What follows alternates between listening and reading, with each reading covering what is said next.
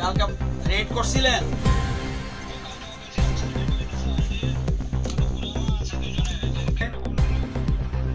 হ্যাঁ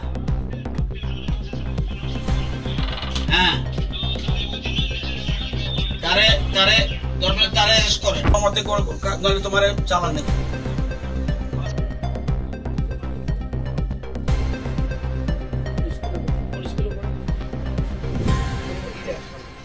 একটা দুঃখজনক ঘটনা গত 1 আগস্ট হয়েছে।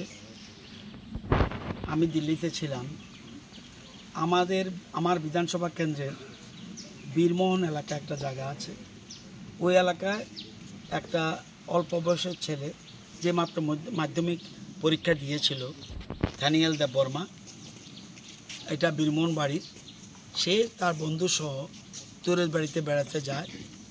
ফেরার পথে কতিপয় দুষ্কৃতী তাদেরকে অ্যাটাক করে সিরিয়াস ইনজুর্ড করে।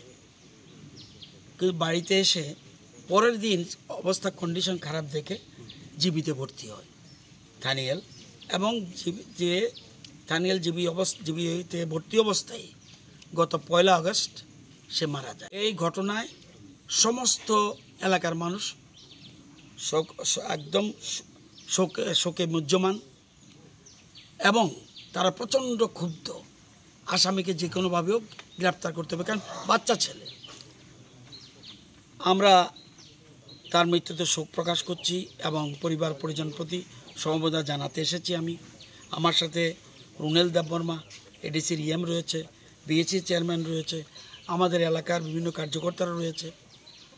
আমরা চাই, পুলিশও চায়, ইমিডিয়েট যেন দোষী গ্রেপ্তার হয়। সেটা এখন পুলিশের কাস্টডিতে আছে। আমরা আশা করি 2-3 দিনের মধ্যে আসামি গ্রেপ্তার হবে। যতই মোবাইল সুইচ অফ করে রাখুক, যতই সিম পাল্টাক, কোনো ক্রিমিনাল কোনো দিন বাঁচতে পারে না। পুলিশ তাদের গ্রেপ্তার করবেই। দ্রুত গ্রেপ্তার যাতে হয়, আমাদের প্রশাসন সকল রকম চেষ্টা করবে, এটা আপনাদের গ্যারান্টি দিতে পারি।